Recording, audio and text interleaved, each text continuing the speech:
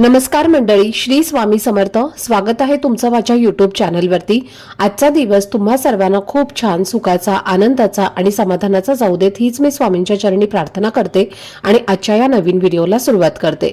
पण त्या अगोदर तुम्ही माझ्या चॅनलवरती जर नवीन असाल तर चॅनलला पण लगेच सबस्क्राईब करा आणि कमेंटमध्ये श्री स्वामी समर्थ लिहायला अजिबात विसरू नका.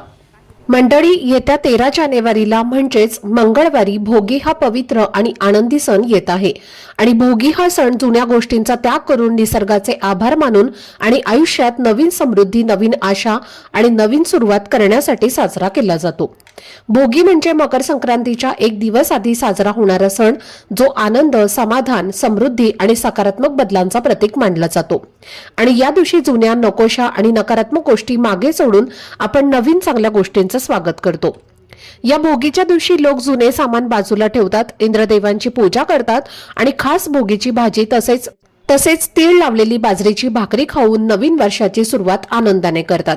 भोगी या शब्दाचा अर्थ जर पाहिला तर भोगी म्हणजेच भोगणं, म्हणजेच आयुष्यात जे काही चांगलं किंवा वाईट अनुभव, सुख किंवा दुःख आपल्याला मिळतं तर ते सगळे भोग आपल्या मागच्या कर्मांशी जोडलेले असतात. असं सांगितलं जातं की संक्रांती देवीने संक्रांतीच्या दिवशी संक्रासुराचा आणि किंक्रांतीच्या दिवशी किंक्रासूर नावाच्या राक्षसाचा वध केला होता आणि म्हणूनच मकर संक्रांती आणि किंक्रांती हे 2 दिवस साजरे केले जातात. आणि भोगी हा त्या आधीचा दिवस असल्यामुळे त्याला विशेष महत्त्व दिलं जातं. तर मंडळी, आपण बऱ्याच वेळेला पाहतो की काही लोकांच्या आयुष्यात कोणताही देवधर्म न करता सगळं काही सुरळीत चाललेलं असतं, तर काही लोक खूप पूजा उपासना करून ही अडचणी, संकट आणि दुःखांचा सामना करत असतात. आणि तेव्हा मनात प्रश्न येतो की असं का होतं. खरं सांगायचं तर प्रत्येक माणूस आपल्या मागच्या जन्माच्या कर्मांनुसार काही ना काही भोग घेऊनच या जन्मात येतो आणि हे भोग कधी शारीरिक स्वरूपात असतात, कधी मानसिक स्वरूपात, कधी आर्थिक अडचणींच्या रूपात, तर कधी वारंवार येणाऱ्या संकटांच्या रूपात आपल्याला भोगावे लागतात. जर तुमच्या आयुष्यात सतत दुःख, अडचणी, आजारपण, आर्थिक टंचाई, मानसिक ताणतणाव किंवा न संपणाऱ्या समस्या चालू असतील तर हे भोग कमी व्हावेत, जीवनात शांतता यावी आणि नकारात्मकता दूर व्हावी, यासाठी भोगीच्या दिवशी काही खास उपाय केले जातात. आजच्या या व्हिडिओमध्ये मी तुम्हाला असाच एक अतिशय सोपा पण खूपच प्रभावी असा उपाय सांगणार आहे. आणि हा उपाय 13 जानेवारी मंगळवारी येणाऱ्या भोगीच्या दिवशी केला तर त्याचा परिणाम अधिक चांगला दिसून येतो. या दिवशी तुम्ही भोगीची भाजी केली नाही तरी सुद्धा चालेल, पण फक्त 2 लवंगा आणि तीळ वापरून केलेला हा उपाय जर आपण श्रद्धेने केला तर आपल्या आयुष्यातील वाईट भोग, दुःख, इडापिडा, दारिद्र्य कमी होऊ लागतं. पिढ्यानपिढ्यांचा पितृदोष हा शांत होतो आणि घरात सुख, शांती, समृद्धी आणि ऐश्वर्य नांदू लागतं. तर हा उपाय नेमका कसा करायचा, कोणत्या वेळेत करायचा आणि तो करताना कोणती भावना मनामध्ये ठेवायची, याबद्दलची संपूर्ण माहिती आजच्या व्हिडिओमध्ये मी तुमच्यासोबत शेअर करणार आहे. त्यामुळे व्हिडिओ हा स्किप न करता शेवटपर्यंत नक्की पहा, जेणेकरून तुमच्यापर्यंत योग्य ती माहिती पोहोचेल. आणि तुम्ही माझ्या चॅनलवरती जर नवीन असाल तर चॅनलला पण लगेच सबस्क्राईब करा आणि बेल आयकॉनला पण प्रेस करा, म्हणजे मी जेव्हा कधीही नवीन व्हिडिओज अपलोड करेन त्याचं नोटिफिकेशन सर्वात आधी तुम्हाला मिळेल आणि तुमचा एकही व्हिडिओ हा मिस होणार नाही. तर आजच्या या व्हिडिओमध्ये मी तुम्हाला जो उपाय सांगणार आहे तर हा उपाय आपल्याला भोगीच्या पवित्र दिवशी करायचा आहे. आणि हा उपाय तुम्ही तुमच्या सोयीनुसार सकाळी केला तरीही चालेल किंवा तुम्ही संध्याकाळी केला तरीही चालेल, कारण महत्त्व वेळेपेक्षा तुमची श्रद्धा आणि भावना याला आहे. जर तुम्ही हा उपाय सकाळी करणार असाल तर सकाळी 12 वाजण्याच्या आधीच हा उपाय तुम्हाला तुमच्या घरात करायचा आहे. आणि जर भोगीच्या दिवशी काही कारणाने सकाळी हा उपाय करणं शक्य नाही झालं तर अजिबात काळजी करू नका, कारण संध्याकाळी 6 वाजल्यापासून ते 9:30 वाजेपर्यंत तुम्ही हा उपाय शांत मनाने आणि श्रद्धेने नक्की करू शकता. तर मंडळी, जो उपाय तुम्हाला मी सांगणार आहे हा उपाय वर्षातनं फक्त एकदाच म्हणजेच भोगीच्या दिवशीच केला जातो आणि म्हणूनच प्रत्येकाने आपल्या आयुष्यातील वाईट भोग, दुःख, कष्ट, अडचणी, त्रास कमी व्हावेत यासाठी हा उपाय नक्की करायला हवा. या भोगीच्या दिवशी सूर्यदेवांची विशेष प्रार्थना केली जाते आणि मनात अशी भावना ठेवली जाते की माझ्या आयुष्यातील सर्व दुःख, कष्ट, त्रास आणि भोग कमी होऊ देत. कारण भोगी, संक्रांत आणि किंक्रांत या 3ही दिवसांमध्ये सूर्यदेवांची उपासना करण्याला खूप मोठं महत्त्व दिलं जातं.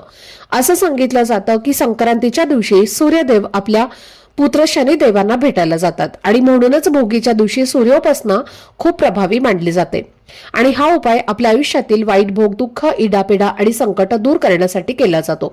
हा उपाय केल्याने घरात असलेला तीव्र पितृदोष हा सुद्धा कमी होतो असं मानलं जातं.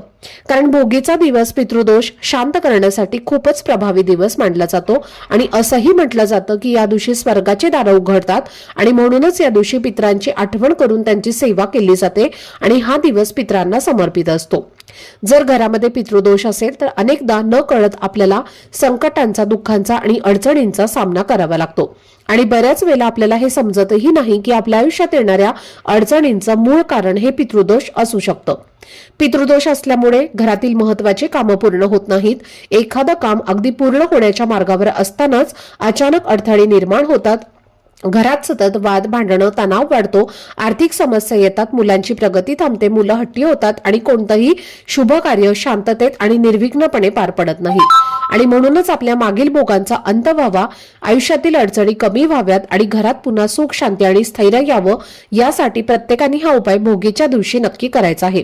हा उपाय करण्यासाठी भोगीच्या दिवशी सकाळी लवकर उठून स्वच्छ स्नान करायचं आहे आणि घरातील अगदी लहान मुलांपासून ते मोठ्यांपर्यंत प्रत्येकाने अंघोळीच्या पाण्यामध्ये चिमूटभर काळे तीळ टाकून स्नान करायचं आहे. कारण त्यामुळे शरीर शुद्ध होतं, मन प्रसन्न होतं आणि मागील भोगांचा प्रभाव कमी होतो असं मानलं जातं. स्नान झाल्यानंतर तुम्हाला सूर्यदेवांना अर्घ्य अर्पण करायचं आहे, म्हणजे शुद्ध पिण्याचं पाणी घ्यायचं आहे.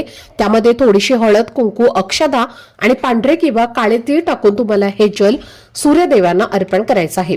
हे जल अर्पण करताना लक्षात ठेवा की हे काम दुपारी नाही तर सकाळीच सूर्य उगवल्यानंतर करायचं आहे आणि शक्यतो सकाळी 8 वाजेपर्यंत सूर्यदेवाला अर्घ्य अर्पण करावं, कारण हीच वेळ सर्वात जास्त शुभ मानली जाते. जल अर्पण करताना ओम गृणी सूर्याय नमः या मंत्राचा जप मनातल्या मनात करत सूर्यदेवांना पाणी अर्पण करायचं आहे आणि त्यानंतर घरातल्या देवघरात जाऊन सर्व देवांची विधीपूर्वक पूजा करायची आहे. देवांची पूजा करताना कोरडी पूजा न करता देवांना स्नान घालायचं आहे आणि त्या स्नानाच्या पाण्यात थोडेसे पांढरे तीळ टाकून देवांना स्नान घालायचं आहे. त्यानंतर धूप, दीप, अगरबत्ती लावून देवघरात सकारात्मक आणि प्रसन्न वातावरण निर्माण करायचं आहे. शेवटी देवांना भोगीच्या दिवशी भोगीची भाजी आणि बाजरीच्या भाकरीचा नैवेद्य दाखवून हा पवित्र सण श्रद्धेने आणि भावनेने साजरा करायचा आहे आणि यानंतर तुम्ही हा उपाय सकाळी किंवा संध्याकाळी करू शकता. आता उपाय करण्यासाठी तुम्हाला सर्वप्रथम एक मातीची पणती घ्यायची आहे आणि त्या पणतीमध्ये तुम्हाला मोहरीचं तेल घालायचं आहे. मोहरीचं तेल नसेल तर तुम्ही साधं तेल घातलं तरी सुद्धा चालेल आणि दिव्यामध्ये तुम्हाला 2 वातींची मिळून एक जोडवात लावायची आहे. एक प्लेट घ्यायची आहे, त्या प्लेटमध्ये थोडेसे तांदूळ ठेवायचे आहेत आणि या तांदळावरती हा दिवा ठेवून तुम्हाला प्रज्वलित करायचा आहे. दिवा प्रज्वलित केला की त्या दिव्यामध्ये तुम्हाला चिमूटभर काळे तीळ टाकायचे आहेत आणि हा दिवा तुमच्या घरामध्ये, तुमच्या वास्तूमध्ये जी दक्षिण दिशा आहे तर त्या दक्षिण दिशेकडे तोंड करून हा दिवा लावायचा आहे. दक्षिण दिशेकडे तोंड करून म्हणजे दिव्याची वात ही दक्षिण दिशेला येईल अशा पद्धतीने हा दिवा तुम्हाला लावायचा आहे आणि हा पितरांसाठी आणि आपल्या पूर्वजांसाठी दिवा तुम्हाला लावायचा आहे.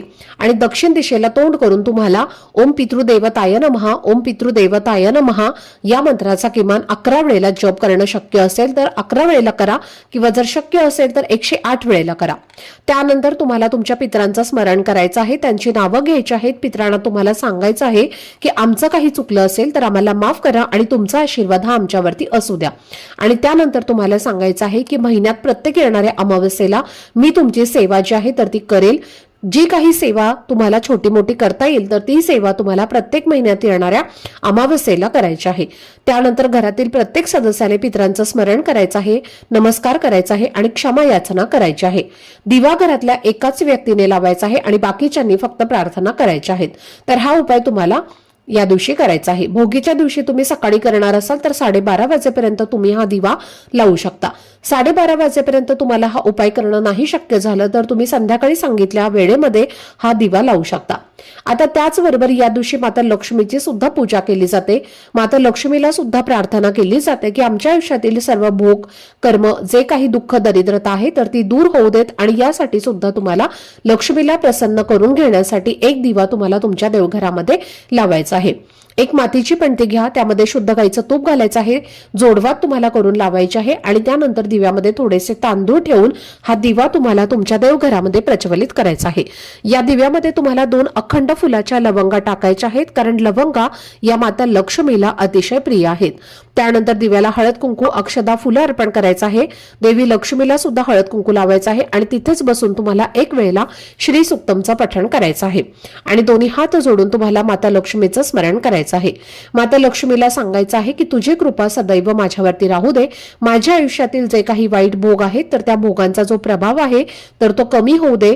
जे काही दुःख संकट आहे तर ती निघून जाऊ देत, अशी मनोभावे तुम्हाला प्रार्थना करायची आहे. आणि असा हा दिवा तुमच्या देवघरामध्ये तुम्हाला माता लक्ष्मी समोर लावायचा आहे. तर असा हा लवंग आणि तिळाचा उपाय तुम्हाला भोगीच्या दिवशी आवर्जून करायचा आहे. खूप प्रभावी असा हा उपाय आहे आणि आपल्या शिवपुराणामध्ये सांगितलेला हा उपाय आहे आणि तोच उपाय तुम्हाला मंगळवारी भोगीच्या दिवशी करायचा आहे. फक्त हे 2 उपाय म्हणजे 2 दिवे जे आहेत तर ते तुम्ही भोगीच्या दिवशी लावले तर इतर कोणतीही सेवा नाही केली तरी सुद्धा तुम्हाला संपूर्ण भोगीच्या दिवसाचं जे काही शुभफळ आहे, पितरांचा आशीर्वाद आहे, लक्ष्मीचा जो काही आशीर्वाद आहे तर तो तुम्हाला 100% प्राप्त होईल. तर ही अत्यंत महत्त्वाची माहिती तुम्हाला शेअर करायची होती. आजचा हा व्हिडिओ जर तुम्हाला आवडला असेल, माहितीपूर्ण वाटला असेल तर व्हिडिओला लाईक, शेअर आणि चॅनलला सबस्क्राईब नक्की करा. भेटूयात पुढच्या व्हिडिओमध्ये. तोपर्यंत सर्वांना श्री स्वामी समर्थ.